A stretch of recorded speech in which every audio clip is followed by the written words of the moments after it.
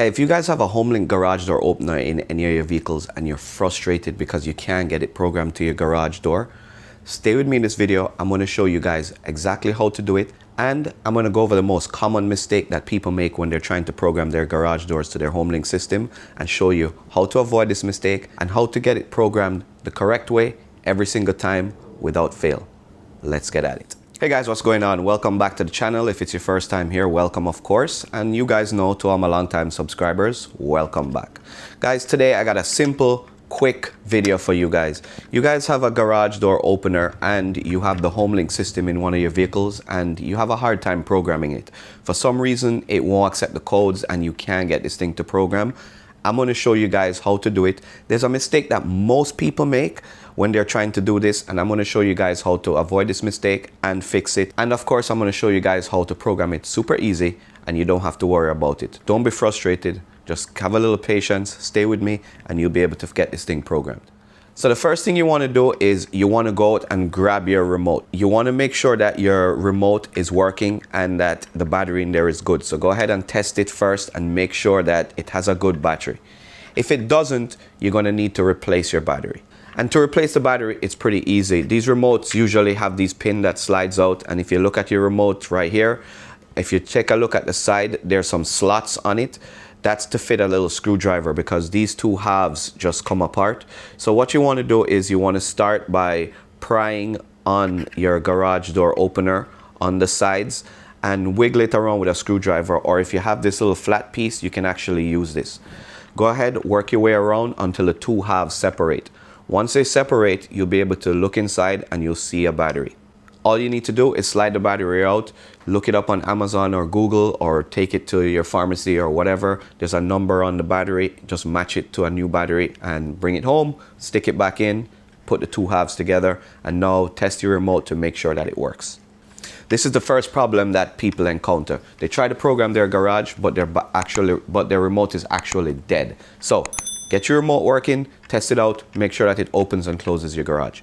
Once you're done with that, you're ready to start the programming and you can get this thing done in 5 minutes or less. Now let's avoid the next mistake. What you want to do is you want to turn on the ignition in your car. So get into your car, turn on your ignition, and you're ready to start. Now, locate your HOMELINK buttons. There should be 3 of them and it should look like this. Now what you want to do is you want to clear all the memory of any previous garage doors that were stored in there. To do this, what you want to do is you want to hold the 2 outside buttons on your garage door and wait for the blinking light to flash from a steady flash to a rapid flash. In some cases, it will actually go from a steady flash to a solid flash.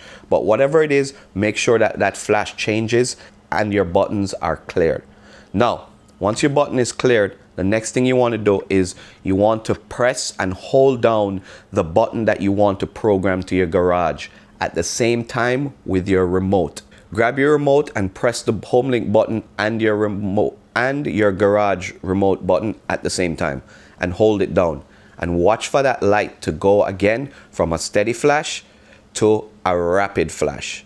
Now, once it goes to a rapid flash, all you really need to do now is release the HOMELINK button and press the HOMELINK button again to test it. If the garage door opens and closes, guess what? You've programmed your garage door. I don't know what you were doing wrong before, but now it works. If it doesn't work, this is the next step, and this is where most people go wrong.